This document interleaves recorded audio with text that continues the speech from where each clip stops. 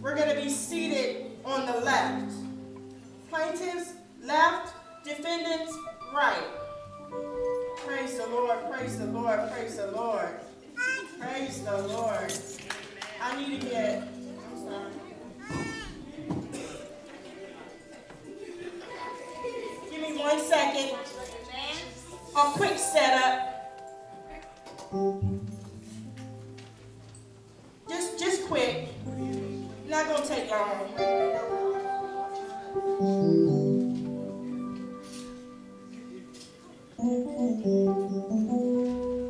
But they worked really hard. I'm proud of them. And I don't need to say no more because you're gonna see.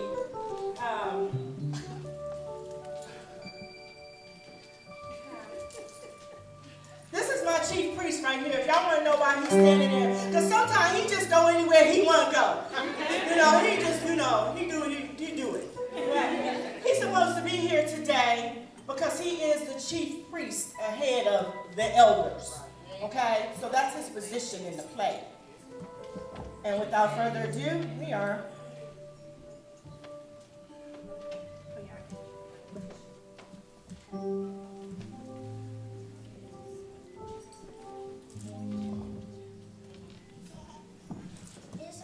Court of the 19th Judicial Circuit with Judge Johnson is now in session. All rise.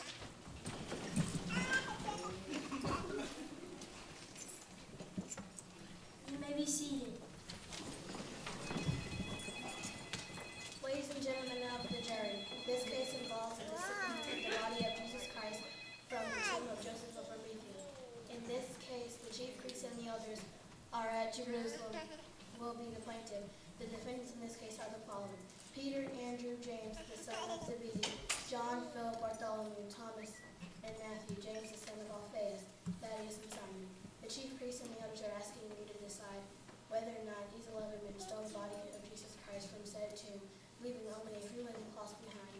The lawyer for the chief priests and elders, do you wish to make an opening statement?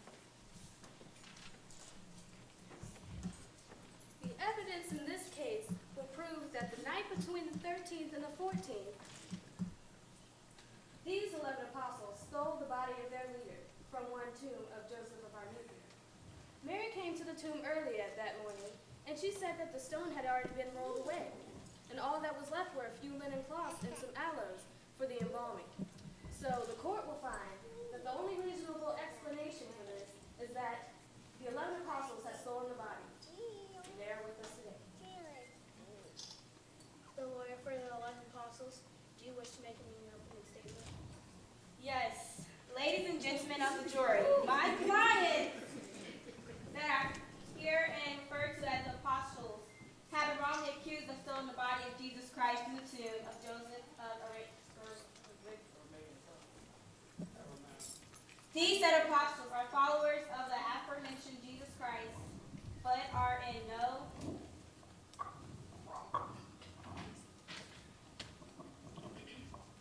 way of guilty of the accusations brought before you this day by said plaintiffs. I will show without a shadow of doubt that my clients are innocent of this ridiculous accusation. If the body of Jesus Christ was not stolen as they claim, it will be clear by the end of this trial that Jesus Christ, as he said he would, rose from the dead on his own accord with no help whatsoever by these 11 gentlemen. Please call your first witness. I call Amanda Newsby to the witness stand.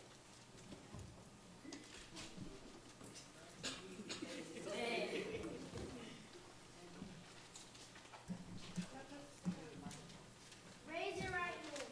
Do you solemnly swear that the testimony you're about to give is the truth, the whole truth, and nothing but the truth, so help you God? I do. You may be seated.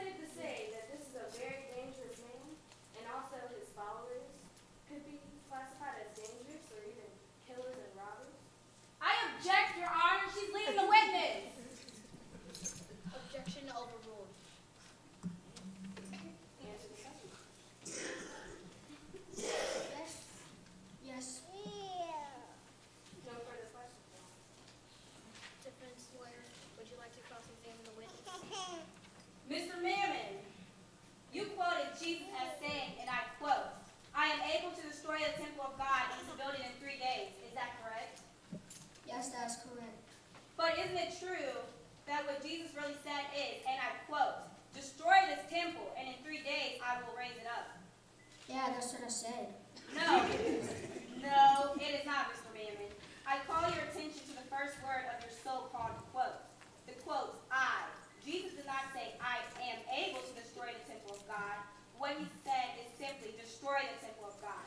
You are implying by your quote that Jesus said that he was going to destroy the temple of God, which in fact he did not say or mean at all, but rather that someone else, of which you are part, will destroy the temple of God.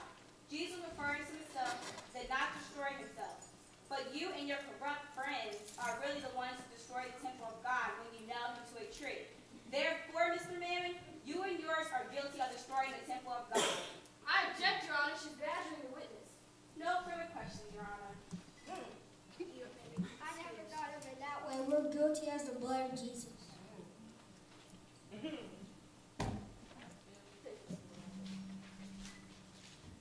Please call your next witness. I call Doc Holliday to the witness stand.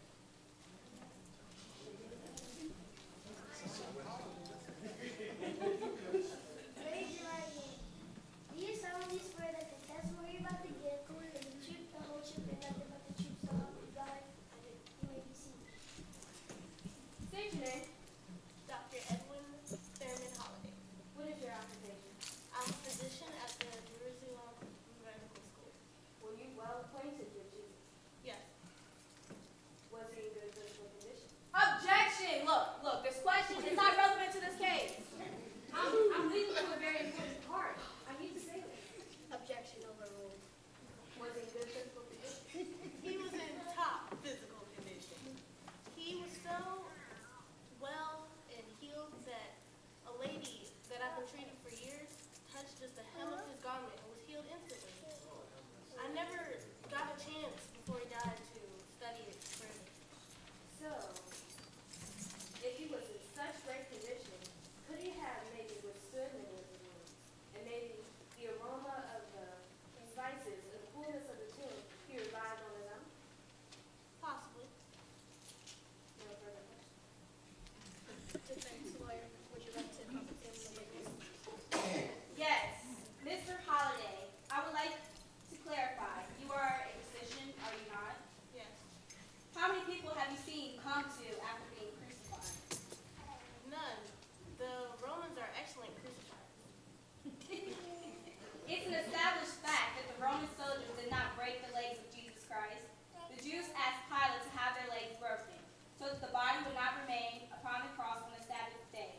Could you answer as to why they did not break the legs of Jesus when they were ordered to do so? He was already dead. The Roman soldiers thrust a spear into the side of Jesus and something came out, did it not, Mr. Holliday? Water and blood to be exact.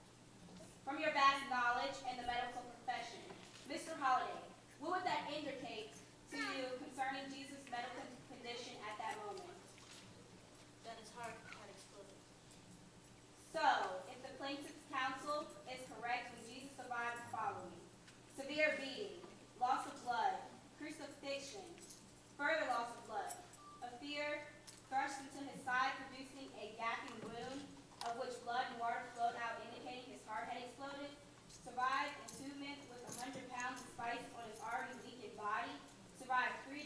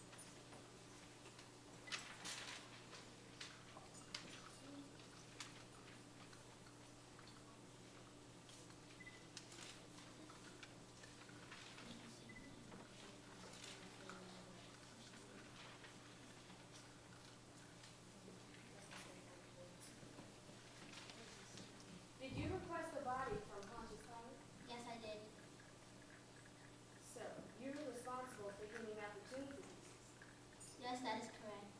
So you're responsible for wrapping the body, you're responsible for the tomb, you're responsible for putting the spices on the body and all that, you and yourself.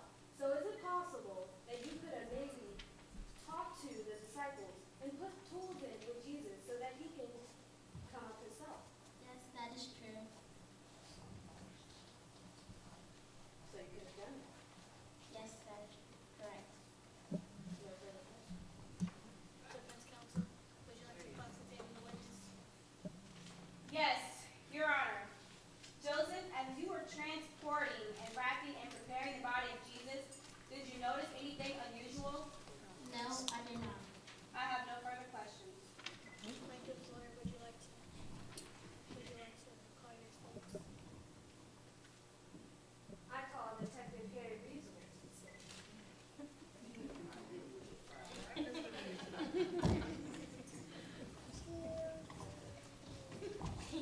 Raise your right hand. Do you solemnly swear that the testimony you're about to give is the truth, the whole truth, and nothing but the truth? So help you God.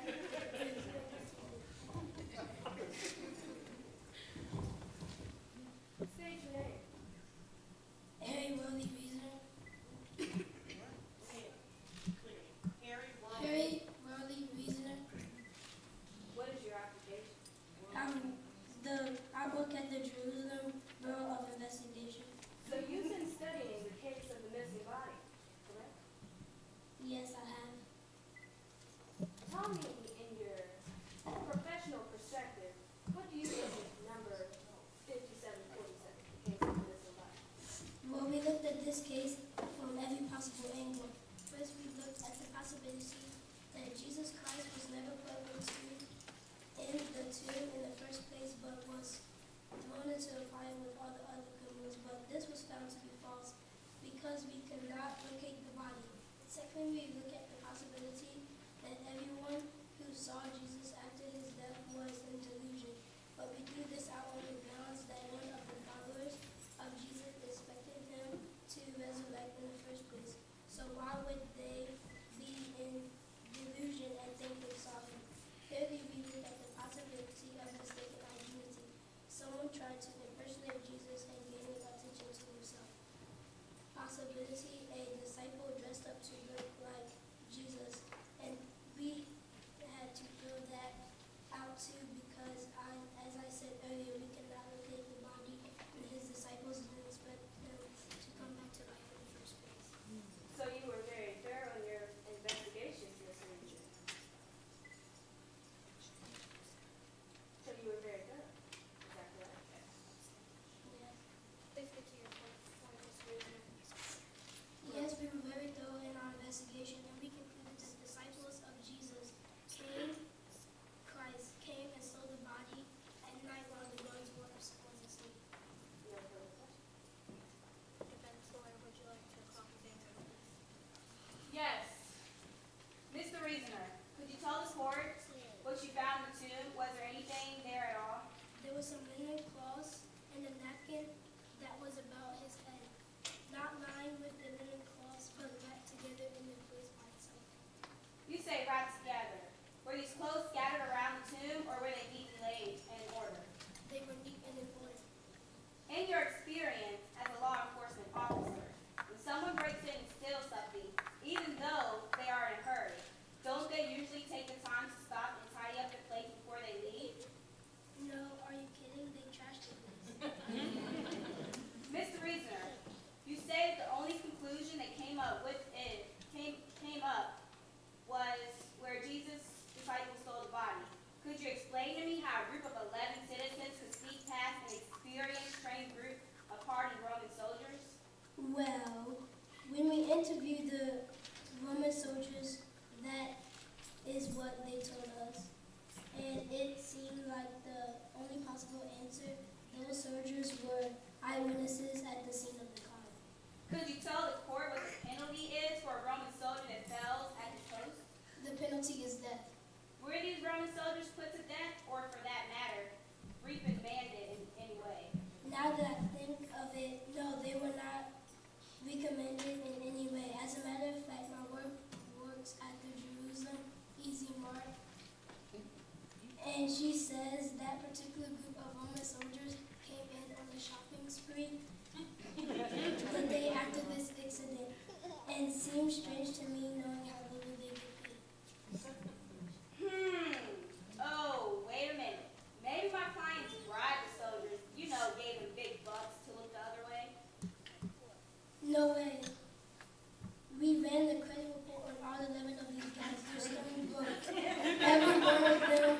silver and gold. They don't have an ounce to their name. What exactly did the Roman soldiers say to the slave detective? Were they there? If anyone knew what happened, they would. Well, they said the disciple came by night and stole him away while we slept. But how could they know what happened while they were asleep? Could they see the disciples steal the body while they were sleeping? Of course not. If they were asleep, they wouldn't know what happened. No further questions, Your Honor. Please call your next witness.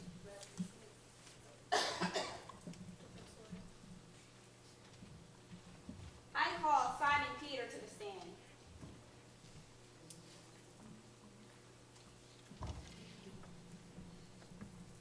Raise your right hand. Do you solemnly swear that the testimony you're about to give is the truth, the whole truth, and nothing but the truth, so help you God, and you may be seated. State your name. Peter. Peter, did you or anyone you know steal the body of Jesus Christ from the tomb on the morning in question, or any time for that matter? No. Before that morning, did you think you would ever see Jesus again? No. As a matter of fact, I've been thinking real serious about it, about getting back into the fishing business. I had lost all hope of ever seeing him again. Why is that? Because I had a hard heart of slow belief in the prophets and had followed. So, how do you explain what happened to the body of Jesus Christ? Jesus hath God raised up, wherefore all witnesses. Therefore let us all of the house of Israel know that God hath made of the same Jesus, he whom ye have crucified, the Lord and Christ. Christ died in the sins according to the Scriptures, but had buried, and he rose again on the third day according to the Scriptures. Could you explain what you mean by witnesses? Was it one or two, or was it just you and the apostles? He was seen by me and of the 12. After that, he was seen above the 500 brethren at once, and then he seen the 11, then all of the apostles and the other beside that. That's all. Have no further questions. Thank you, Sawyer. Describe your relationship with Jesus. Be unto known the Christ. Be unto known the chief priests and the elders of the people, that Jesus the stone which was set on the stone of the builders, which become the head of the corner, neither is salvation in any other. For there is none other name under the heaven given among men, whereby we must be saved. I marvel at your boldness, Peter. You speak as one that is very educated. You're a very good man, I see. So, good people tend to steal. Whether it be right in the sight of God, to be hearkened unto you more than unto God, judge ye, for I cannot speak of things where I have seen or heard them. I have no further questions.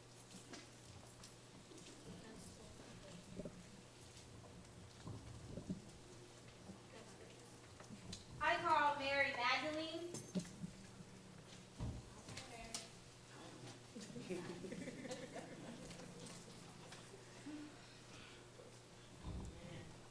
Your right hand. Do you solemnly swear that the testimony you're about to give is the truth, the whole truth, and nothing but the truth, so help you God? You may be seated. State your name and where you're from. Mary Magdalene. I am from Magdala, a town on the western shore of Lake Tiberias. Do you know these 11 men? Yes. Are they thieves, or have you ever known them to take anything that doesn't belong to them? Never. They're upright and honest men. Could you describe for the court what happened when you got to the tomb where Jesus' body was found? Yes. In the end of the Sabbath, as it began to dawn toward the first day of the week, Mary and myself were on our way to see a sculpture. We were in sight of a great earthquake shook the ground, and an angel of the Lord came and rolled back the stone from the door and sat upon it. His countenance was like lightning, and his raiment white as snow. It was the most brilliant thing I have ever seen. And For fear of him, the Roman soldiers did shake and appeared to be dead. The angel said, "Fear not, for I know that you are looking for Jesus, which was crucified. He is not here, for he is risen as he said. Come see the place where the Lord lay, and go quickly and tell his disciples that he has risen from the dead, and behold, the go before you into Galilee. There shall ye see him. Lo, I had told you." So did you go and tell the disciples? I did. Did they believe you? First they did not believe me. My words seemed to be an idle tale, but Peter and John made haste and ran to the tomb to see it for themselves. Later, when Jesus appeared unto them, he spoke to them and ate with them, and then they believed. No further questions, Your Honor.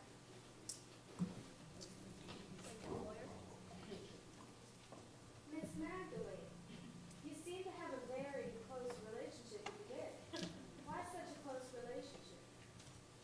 Jesus healed me from the evil spirits. So you should do anything for Jesus, correct? Why, yes, of course I would. Jesus saved my life. No further questions.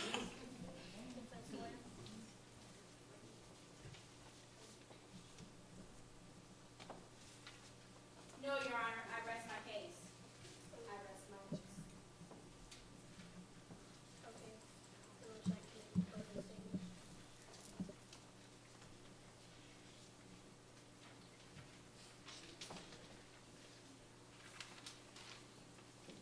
Your Honor, ladies and gentlemen of the jury, the evidence you have heard proves that these 11 men did indeed steal the body of Jesus Christ, using the cover of darkness to accomplish their dastardly deed. In sneaking past the Roman guards, took the body of Jesus to some undisclosed location. The evidence shows that when Mary Magdalene and Mary, the mother of James, came upon the tomb, that it was empty. The deed had already been done. Mr. Joseph of Arimathea, an accomplice in the conspiracy, had availed time that the body to plant weapons or other devices to overpower the gods if need be. It couldn't be more clear about what has taken place here. Now could it? You must come to the right decision so that this fable does not spread any further among the people. I ask that you do the right thing and bring back a verdict in favor of the chief priests and the elders and against these 11 apostles. Defense lawyer, would you like to make a closing statement? Yes, Your Honor. Ladies and gentlemen of the jury, these 11 apostles are innocent of the charges filed against them. Do you think they could take on a group of hardened Roman soldiers? And how do you account for the linen cloths folded and neatly laid in the tomb? Surely a group of thieves stealing the body of Jesus wouldn't take the time to fold grave clothes. And how do you explain the multitude of witnesses who saw Jesus afterwards? Why is it that the Roman soldiers were not put to death for failing to keep their post and falling asleep on the job? And if this Elite Roman guard was asleep, how did they know that the body was stolen? If we are to conclude that the apostles or anyone else for that matter stole the body of Jesus, then we must also conclude that reason, logic, and the facts have no part in your decision-making process. I ask you to do the right thing today and bring back a verdict in favor of these 11 apostles.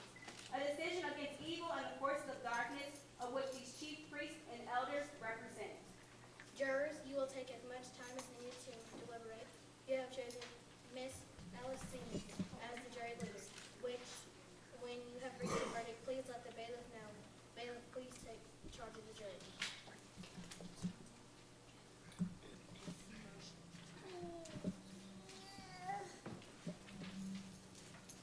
Your Honor, the jury has reached a verdict. Very well. Ladies and gentlemen of the jury, what is your verdict? The jury has determined by unanimous decision that this Jesus has raised up on the third day and was shown openly, not to all the people, but unto witness chosen before of God, and through the testimonies that have been given, that it is he which was ordained of God to be the judge of quick and dead, and to him give all the priests witness that through his name whosoever believeth in him shall receive remission of sins. Therefore,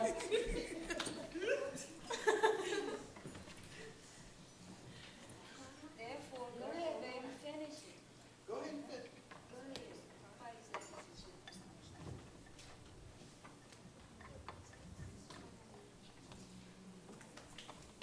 Therefore, it is our decision that these 11 defenders are not guilty of the charges brought against them.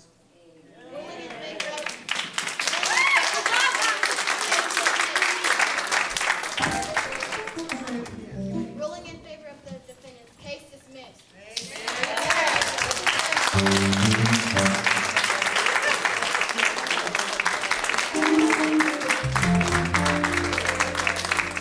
I need the youth back in here for a second, please. I know y'all want to go and get off of here, but come on back in so I can introduce everyone. Thank you, Lord God. I hope you all enjoyed. I hope you enjoyed that play. Amen. Praise the Lord. I'm just going to announce the cast members. Judge Johnson, as I call you, can you step out front? Judge Johnson was Miranda Coles. Our bailiff and our court reporter was Shaman Washington.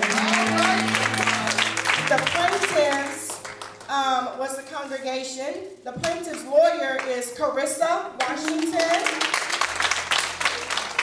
The defendant, which is the apostles, were the congregation. The defendant's lawyer is Oriana Washington. Witness number 1 was Mr. Mammon Moves Me. That's Jaden Marcel. Witness number 2 was Doc Holiday. That's Sister Ayana Shine. Witness number 3, Joseph Aramithia, was Micaiah Matthews. Witness number 4 was Detective Harry Worldly Reasoner. That is by Sean Washington. Witness number 5 was Peter Desire Washington. Witness number 6 was Mary Magdalene. That is Malaysia Stovall. Jury was our congregation, and our jury leader was Imani Richmond. Praise the Lord. Give them a bow.